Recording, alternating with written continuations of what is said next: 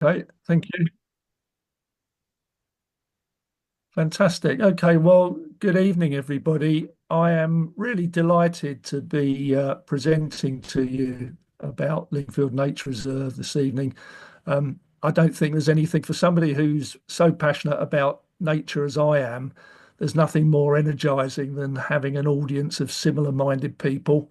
Um, I think this is a good story, but you'll be the best people to judge that. And I think we need good news these days. We need some positivity, and hopefully, I'm going to give you that. Um, Richard has given you a talk on Lingfield Nature Reserve in the past, I gather about 3 years ago, and I know Richard will have focused specifically on butterflies to an extent I won't. What I'm going to be talking about really is what um, the achievements over the last 30 years, but more the direction of travel going forward, um, and where the nature reserve hopefully will go. Um, so that's really the subject of my talk. So I better crack on, I guess. Um,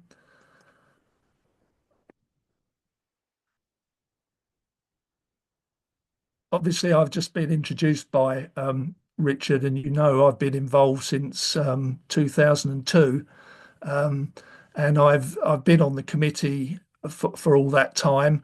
But I got involved originally because the Nature Reserve put out an advert for a surveyor, and I didn't really know what that means. Although I am a chartered surveyor, I'm not anything to do with ecology, but I've got, as I say, a real interest in wildlife since all my life. I can't remember when I didn't have an interest in wildlife. So I put my name forward, and it wasn't long before I got roped into walking a butterfly transect, which I didn't know much about. And it's been such a fantastic thing to do. And as I'll explain, it's helped us enormously. So basically, I have been walking the butterfly transect on Lingfield Nature Reserve for over 20 years. And as a result of that, have over 20 years of data on the butterflies. And it's taught us so much and helped guide the way we manage the reserves, which I'll be talking about subsequently.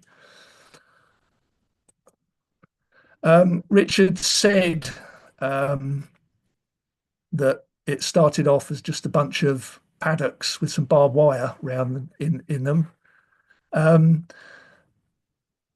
it became a nature reserve basically because it was going to become a housing estate, and some wonderful people locally stopped that happening. And once they'd done that, they said to the village, there was a consultation. They said, "What do you want it to be?" And the village said, "We want a nature reserve." So, as far as I know, I mean, there must have been some biodiversity of interest at that stage, bearing in mind how it's developed. But I'm not aware of anything of great interest. And in fact, when I first moved to Lingfield, I remember walking round the nature reserve and thinking, why on earth is this a nature reserve? There's nothing here. I couldn't see anything, any interesting plants, etc. So that's how it started. It began purely because the village wanted a nature reserve. Um, and hopefully you can see on the right that picture of then. So great big fields with just improved grassland, and now you can see all that betony on that ditch, and the bank into the ditch, the slope. There's been a hell of a lot of change in that 30 years. A whole load of habitats have been created, and the variety is a specific aim. So we've got ponds, scrapes, ditches, flower-rich meadows, scrub, hedges. There are planted woodlands. There's an orchard. There's a butterfly garden. And you can see that photograph of the butterfly garden. It doesn't quite look like that because it had had a makeover at that time, but it's still fantastic for invertebrates. It's a great place for birds, and funnily enough, it's actually a pretty good place for butterflies too. So the butterfly garden in itself is well worth a visit. Um, so in that 30 years, the nature reserve has developed enormously. Um, you can see from that panel on the left.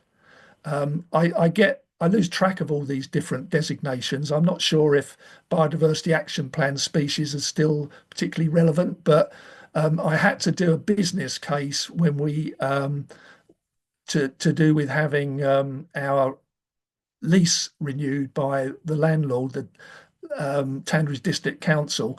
And as a part of doing that, I discovered and worked out that we had 34 biodiversity action plan species. And in addition, and there must be a lot of overlap in this, in terms of species of principal importance, I've listed a whole load there, and I'll talk about that in a little bit. But species of principal importance are primarily what the local nature recovery strategy is focusing on. And I won't say any more about that yet. I'll come back to that. But you just look at that list: brown hair streak, small heath, bullfinch, linnet, song thrush, yellowhammer, grass snake, slow worm, common toad, great crested newt, notch. That's an impressive list for a nature reserve that was going to be a housing estate, and was only made a nature reserve because for no other reason than the residents wanted it to be. I suspect the people who said they wanted a nature reserve didn't know that those species were present or would be present. So it's clearly got quite a lot of value for biodiversity. Um, 9 species of amphibian and reptile. I mean, I'm conscious we've got some American friends here. I mean, you're probably laughing at that. That's probably not a particularly impressive number for America, but for UK, that is the vast majority of the UK species. There's not many that we don't have, apart from really specialist heathland reptiles. Um, and you can see there at the bottom, there's one of the habitats that we created. We basically dug that pond because the original ponds, people started putting fish in, which, if you know anything about amphibians and especially great crested newts, which are highly protected, that is a disaster because of the predation on the larvae.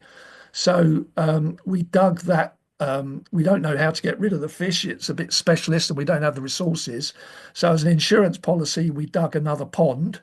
Um, and you can see there that the fence had only just got in. That's why it's like a pea soup, because the dogs were all going in and stirring it up and making it into a play area. But it's now gin clear once the fence went up. And as you can see from the note there, in 2021, we did a bit of a survey and we recorded 38 adult great crested newts. That's a pretty good number for, as I say, what is a protected species across Europe, and just shows how, A, that we're creating habitat, but B, we're doing it very successfully. And the newts are breeding in that pond. Dragonflies, 15 species. Once again, that's a pretty good number for UK. Um, that photograph there is one of Richard's that he shared with me, and I was looking at it, and I actually thought it was a beautiful demoiselle. And then I looked at it again and saw that white spot on the wing and realized it's actually a willow emerald, which is once again quite a notable thing. They've only we first recorded ours in 2021, but there are new species to the UK that have crossed the channel, presumably due to global warming. But and we've got them on the nature reserve. And of course, butterflies. So bearing in mind, the transect is really just to get a snapshot of the wider countryside. It's not as if um, Lingfield Nature Reserve can compete with Denby's Hillside or Box Hill or any of these fantastic butterfly hotspots we've got in Surrey. It's just a bit of normal farmland or abutting normal farmland, but we've got 31 species. And as the East Surrey MP Claire Coutinho said and recorded on Hansard in Parliament, we've got more butterfly species than Northern Ireland. So that's kind of official because it's actually recorded in Hansard. And you can see some of the species hopefully down the side. You can see brown hair streak, common blue are doing pretty well. Got dingy skipper down the bottom. Unfortunately, I didn't see it this year. I don't know if I was worried about that, but we normally have a, a few sightings every year, although not this year, last year, as I say. And then brimstone, we've planted a lot of alder buckthorn, and I think it's paying off. So um, it's become pretty good for butterflies, I think I can safely say. But there's a lot of other things happening as well. I've picked on common spotted orchids. I mean, butterflies are indicator species. I don't know whether common spotted orchids are an indicator species, but they certainly would suggest that we've got the grassland management right. So, obviously, having done the walk the transect for 6 months of every year since 2002, I know the reserve very well. And in the early years, a common spotted orchid, I might see one every few years, one on the 25 acres. So they really didn't occur very often.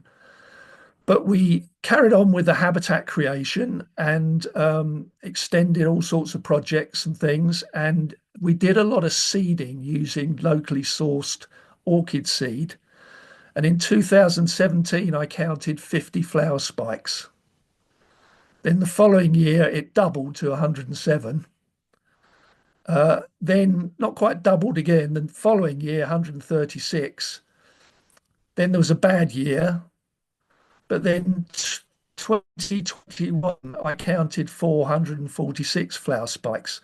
Clearly, something's happening. The flora is becoming richer. And now I think we've got a little habitat creation project of a little bit of meadow. It's about 100 square meters. And I think there's probably 1,000 orchids just in that 100 square meters. And that's not in those numbers, that's completely separate. So something quite special is happening with the flora, um, something quite remarkable. So we continue to create habitats. And in terms of our habitats, our aims, I've set them out there. It's to create a kaleidoscope of habitat. And what that's supposed to capture in that description is the fact that it's uh, a real mixture of opportunities for different species. It's dynamic, it changes. And then there's the structure and complexity. So you can just see that habitat there. That's actually a bank in front of a new ditch, which I'll talk about. But there's a bank, there's a slope, there's a ditch, there's scrapes. It's all complexity. The idea is that that provides more and more opportunities for as many species as we can attract. And it's working, I think, I believe. So here's one of our projects just to illustrate that. It's another view of, well, we call it a new hedge. It's actually 5 years old now, but that earlier photo showed a part of it. You can see in that top left-hand photo, it's actually a complete habitat. There's a gentle slope running into it that's south-facing. There's a ditch with scrapes in it to hold water. There's a vertical slope. There's another bank. Then on the other side of the bank, there's the north-facing side of it, and the hedge was planted into the top of it, well, slightly into the north face. So all of that creates different aspects to the habitat, different opportunities. We actually planted a mainly blackthorn and hawthorn hedge, so blackthorn for brown hair streak, and obviously the flowers and berries for all sorts of things, including other invertebrates. The hawthorn mainly for birds, I suppose. And then, as I mentioned earlier, quite a lot of alder buckthorn as well, 5% alder buckthorn, which is paying dividends with brimstone butterflies. And this has been a success. Richard did an egg count last year. So it's an 80-meter hedge, and he counted. Well, I've heard two numbers out of him. He can tell me which is the right one, but the one I had started with was 20 brown hair streak eggs counted. I understand that's a pretty good number for 80 meters of hedge, and bearing in mind that hedge didn't exist in 2018. So it shows you just do these things and they can work very, very well, very quickly. Here, that larger photo, the sort of light green coloured shrubs are sallows. And the idea there is we're trying to create east and north facing sallow thickets in the hope that one day we might attract purple emperor butterflies. And there's Richard's photograph. I think it's from NEP of a purple emperor. I have actually recorded a purple emperor on my transect, so they're about. I have heard rumours of other people seeing them and also other records locally. So not completely mad. It is possible. And I think basically Matthew Oates recommended if you driving in to like I think it's about a 2 centimeter truncheon, just a length of sallow branch into the ground. That's all you do, and it clearly works because those bushes there are probably 3 or 4 meters high now. And if we are going to attract purple emperor, I think we're probably the vegetation is getting to the stage where they're big enough and established enough to do that. So exciting times, I hope. Fingers crossed. And then perhaps our latest project, which I'll just talk about a little bit, is you see those pictures with the snow, they're quite recent. This is a glade that's getting overgrown in what we call cold harbour copse. So when those horse paddocks were originally turned into a nature reserve, one of the first things that happened was a planted woodland was created. So all of that was just a paddock 30 years ago, and now you can see it looks like a very well established woodland. But we have this glade, and obviously glades, as we all know, are very attractive to butterflies if they're of the right quality habitat. So the idea is to lift the woodland and actually broaden the glade, and then we're going to take the turf off and plant it up. And that picture on the right hand side, where you can see a herb-rich meadow, that's another project that we've done successfully. That's what we want to recreate. So hopefully we'll do the turf stripping next August or whatever, and be well on the way to creating a flower-rich glade for butterflies. And I'm particularly keen on that because my transect goes right up the middle of that. And if it works, it should come out in my transect recording figures. So I'm very excited about that. The only challenge is it's a north-south glade, and ideally it should be east-west. So when we design it further, we're going to have to think very carefully about not making it into a wind tunnel. But I think there's ways and means we can do that.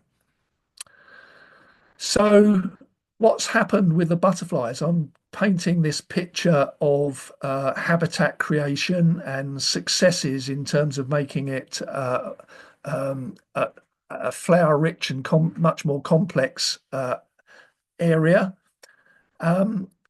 Hopefully you can see those graphs. The butterfly counts have increased over the last 20 years.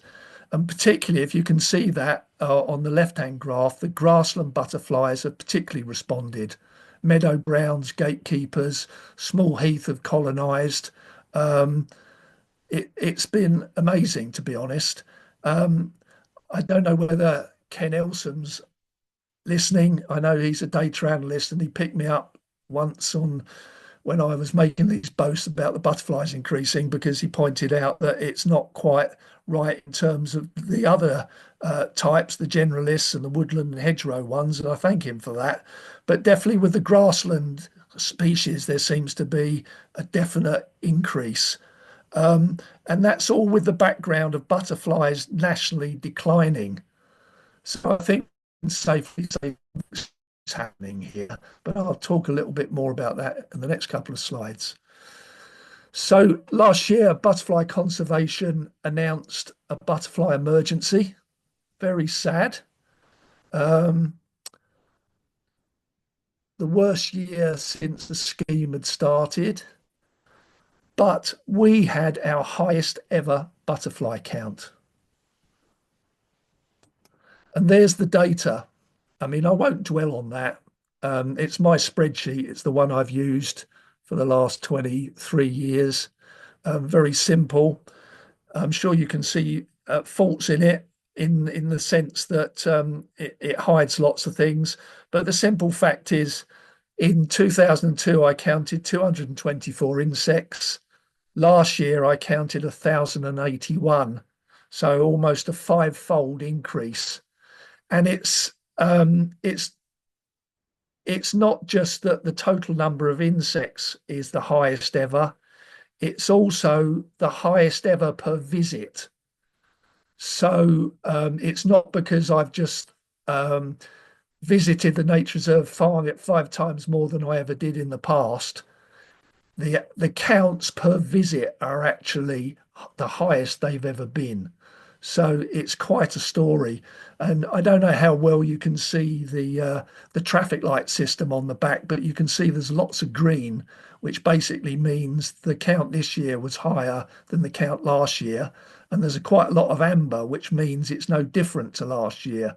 So bearing in mind the butterfly emergency, I think this suggests something good's happening. But what was the real icing on the cake is this fella. Um, this is a longhorn bee, and I don't know how much you know about longhorn bee. I knew nothing about them a year ago, but now I know quite a lot more. So they have their numbers have plummeted like so many insects in this country since the 30s, with the disappearance of all our wildflower meadows. Um, they they are now fairly restricted in southern England. Um, they need large areas of wildflower rich grassland to forage, and we've got them on the nature reserve.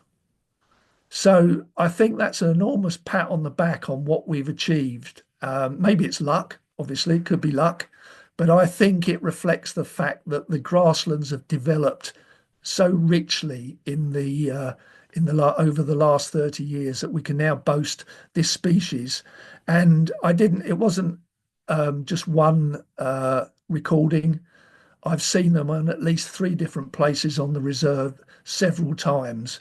So I don't know, can't remember what the experts called hymenopterist or whatever, but I'm pretty confident we've got a colony. So that says a lot, I think. And it was so pleasing to discover this fantastic insect. So we've come a long way, and we're getting external recognition as well. And you see on the right, we won the community awards that Surrey Wildlife Trust held. So that's across the county, and we were the winners of that award from Surrey Wildlife Trust. But the significance of that is, yes, it's great to have external recognition, but it was also an opportunity to get to know Surrey Wildlife Trust a bit better. And I'm going to talk a bit more about that because that's quite an important development. Um, so to put all of this in context, um, according to the Surrey Nature Partner, who did a kind have published some years ago an audit of the various habitats that Surrey boasts. There's 43,000 hectares of agriculturally improved grassland in Surrey. So that's the stuff with ryegrass, creeping thistle, creeping buttercup, not much else in it. Basically, fields improved to increase productivity of stock. There's apparently, according to this audit, there's 33 hectares of species-rich neutral grassland left. So you think about that, a tiny amount of the good stuff is left. The county has 43,000 hectares of, well, good stuff for stock and good stuff for farmers, but not so good for invertebrates. For I mean, I staggered when I found that staggering when I read that statistic. And Lingfield Nature Reserve is 10 hectares of species-rich neutral grassland.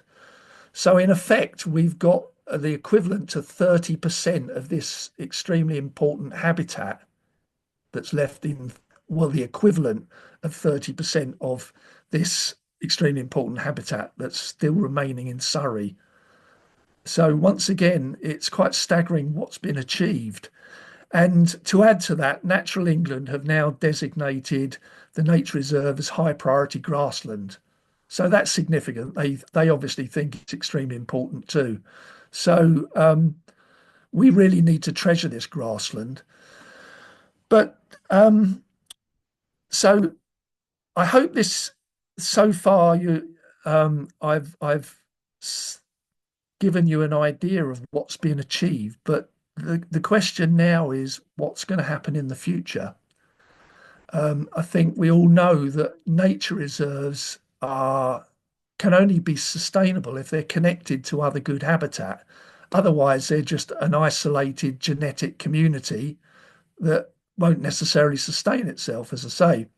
The nature reserve itself is bounded on two sides by the village, so it's urban. The other two sides are open countryside, but we all know the pressure in Surrey for development.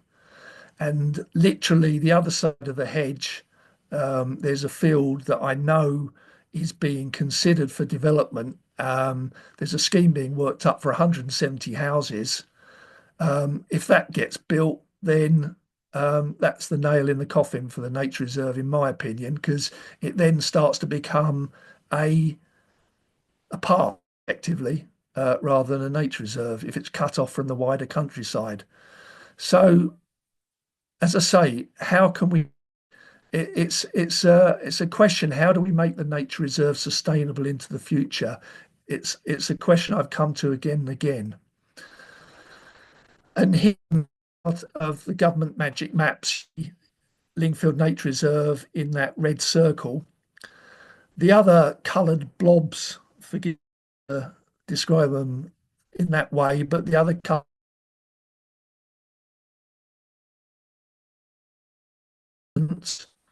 priority habitats. So you can see they're dotted around. There's nothing much near Lingfield.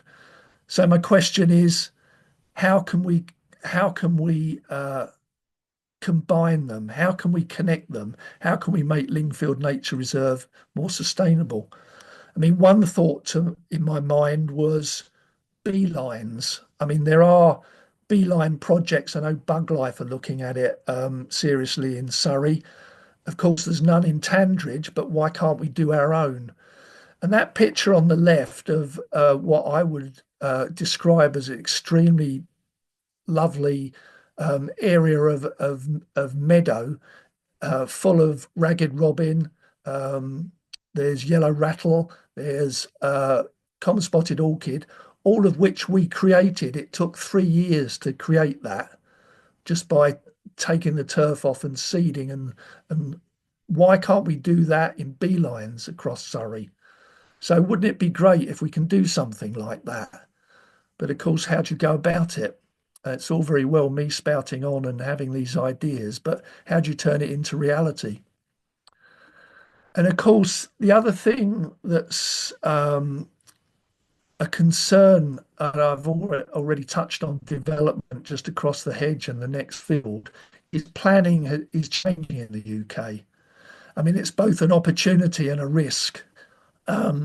So the Environment Act was came into being, I think, was it last year or the year before? Certainly very recently, and that introduced the concept of biodiversity net gain. So developers now have to at least retain the biodiversity that exists with maybe a little bit of an uplift on any site that's being developed, or they have to replicate it somewhere else by paying money into a fund. So it is an opportunity, but equally it means that development can go ahead. And the other aspect to this is the local nature recovery strategy, which a friend of mine who was chairman of the Tandridge planning committee said it's basically where the houses are going to go.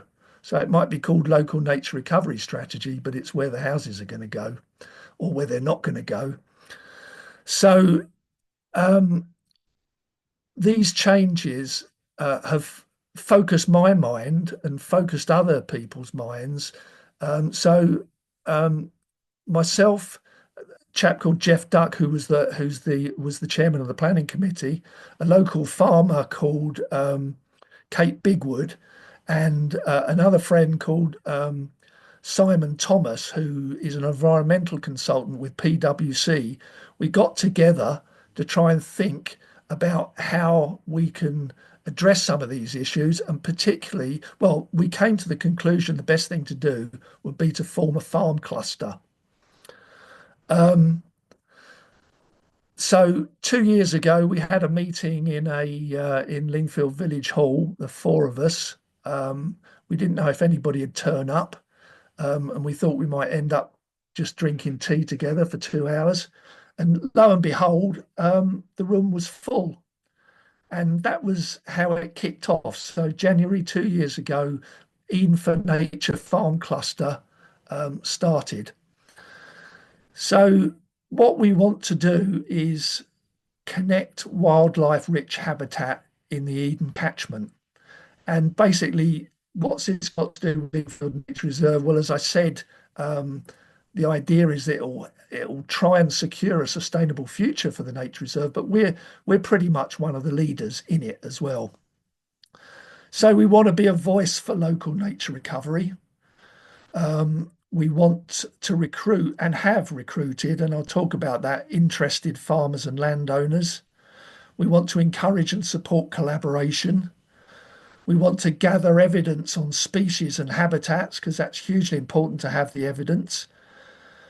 We want to create local excitement and pride in the idea. And I say that like that because I think it's so important to get the community behind this and to inspire them and to have the excitement and passion that we have, because it is an inspiring idea, and it's a hopeful one. And I think we need that these days.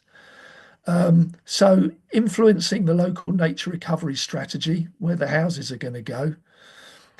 And what we sort of came together around at that time, there was the DEFRA Landscape Recovery Scheme. So we decided to make a bid for the Landscape Recovery Scheme, and we applied for the 2023 scheme, put together this bid, did some mapping, begged, stole and borrowed from people to get the thing written and get the mapping done, and submitted our bid. And there's DEFRA's conclusion. Basically, they said no because we didn't have a high enough hectarage. We had about 466 hectares, and the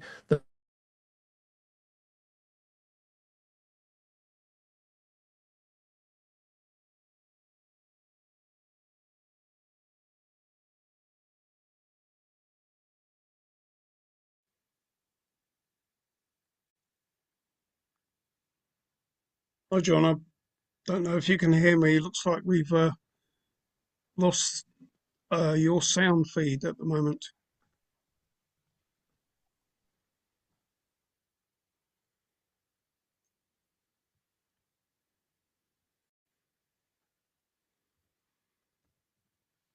Just bear with us, everybody. John's internet seems to be unstable. We've lost them altogether now. That was a shame.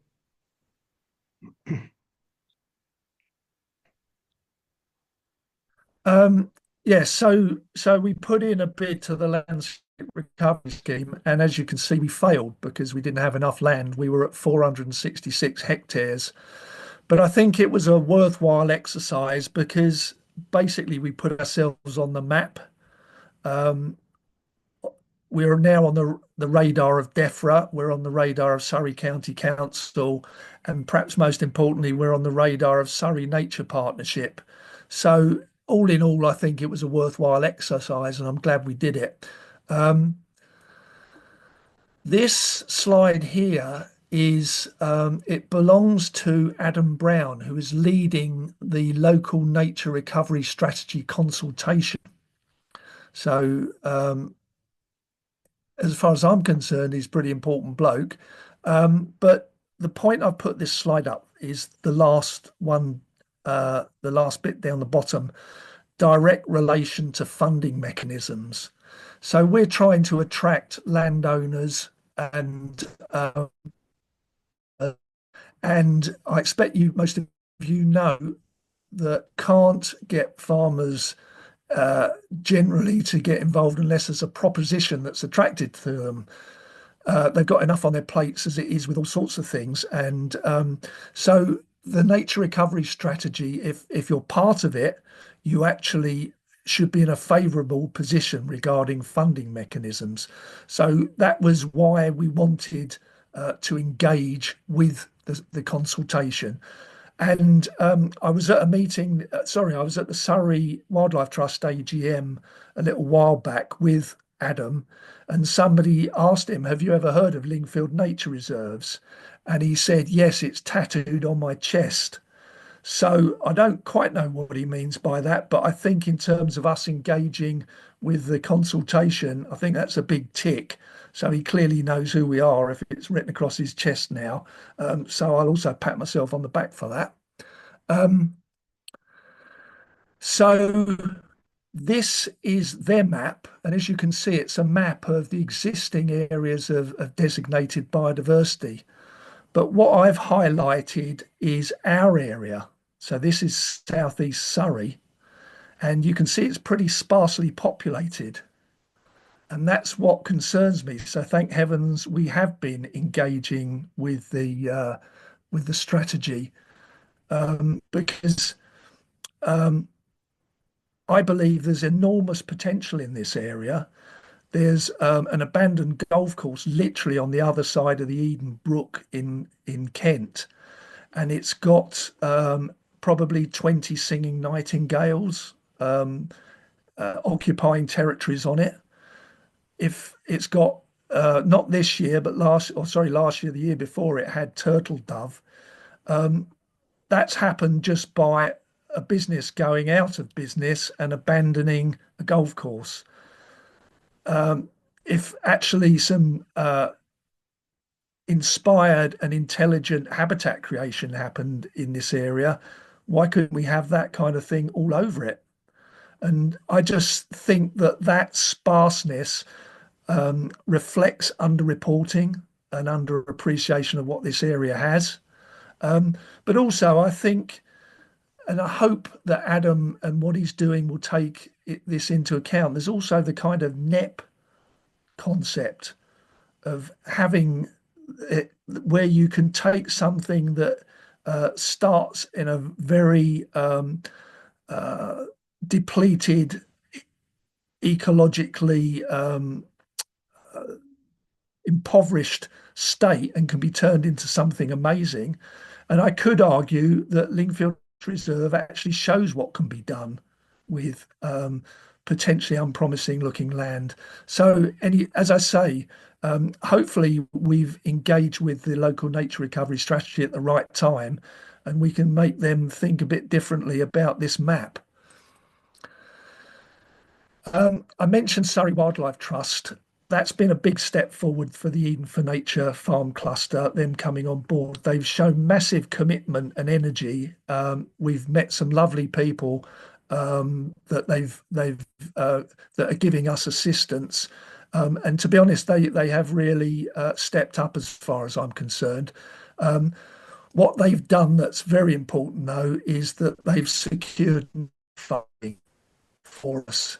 And NERF is Natural Environment Investment Readiness Funding. It's a substantial amount of money that they've managed to secure for Eden for Nature. and that's allowed them and others to get on with all sorts of things. So right now they're coming to the end of doing their mapping. They're very advanced with their habitat assessments, and hopefully very soon they'll be providing their final reports. Something which I think is extremely exciting is that they'll soon be doing connectivity analysis. So I can't wait to see what sort of conclusions that brings when they start saying what could be done in terms of connectivity and corridors across this landscape. And of course, another important thing is that they've introduced Finance Earth, who are looking at sources of green finance. And on the right, that map is the nature reserve, and it shows. I've no idea what the numbers mean, but it shows some of the mapping that Surrey Wildlife Trust have done of the existing habitats. So here is the farm cluster as it stands. So it's not much of a cluster. It's a couple of clusters with a big gap in the middle, and it's got Lingfield Nature Reserve in between. But I would like to think that you see the potential. And although there's a big gap between the land holdings in Crowhurst and just north of Lingfield, and then this group of holdings down in Dorman's Land, people like Young Epilepsy, who have 100 acres just to the east of Lingfield, and the race course have come to some of our meetings. There are other farmers who have fairly substantial holdings in the Eden Valley have been to our meetings. So I take that as optimistically that if we can develop a good proposition and say the right things and talk to the right people, we can make this happen.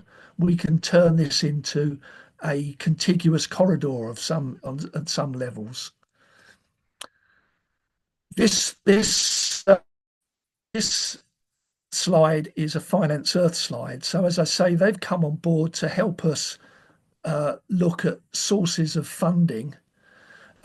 What it shows is obviously to get funding, we've got to be a thing, we've got to be an entity, because all those issues around compliance, etc., will come up.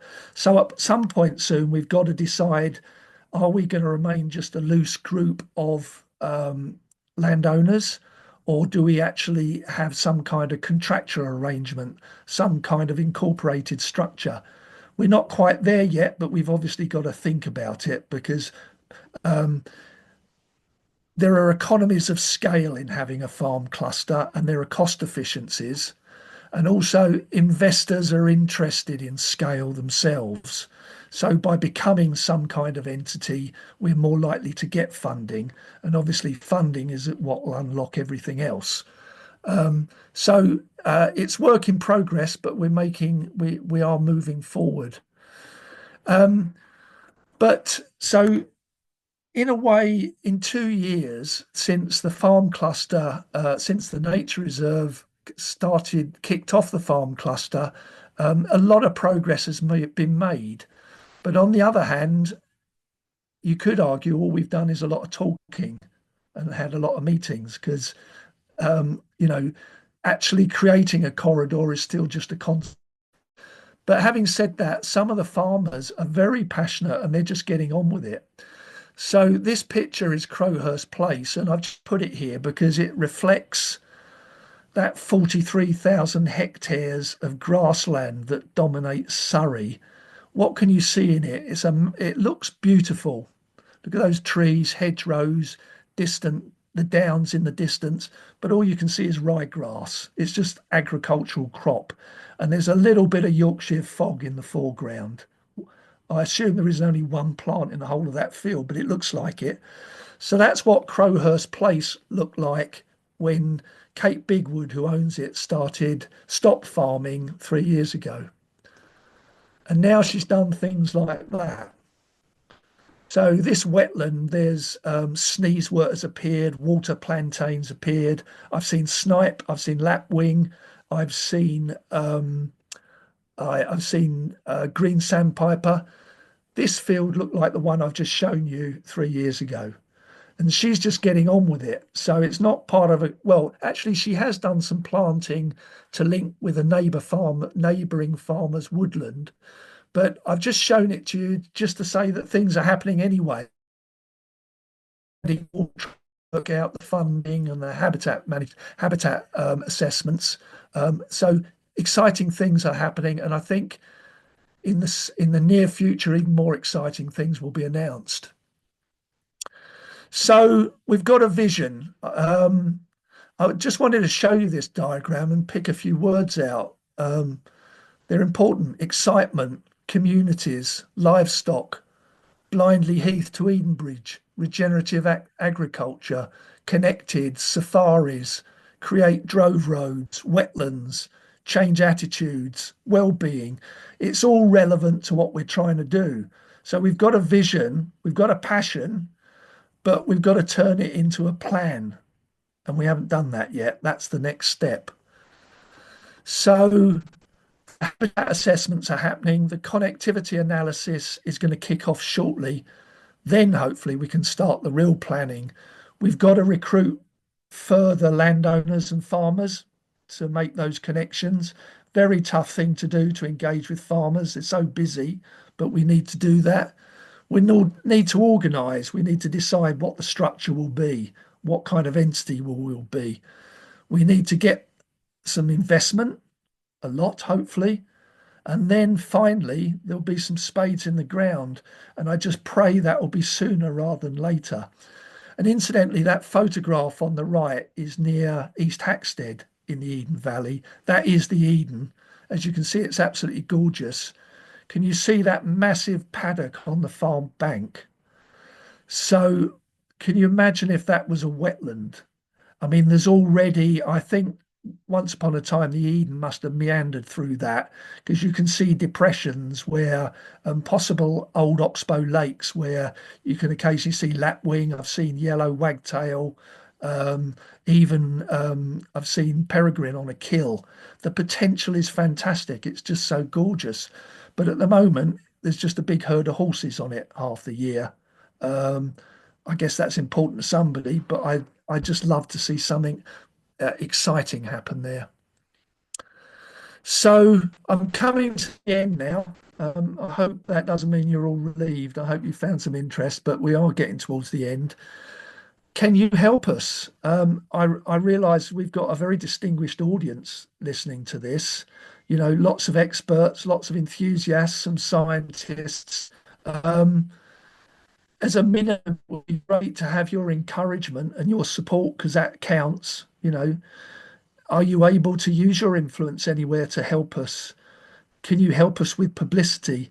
And obviously, a long shot, I know, especially for people in America, but if you can help us recruit farmers and landowners, fantastic, because that's what we need to do.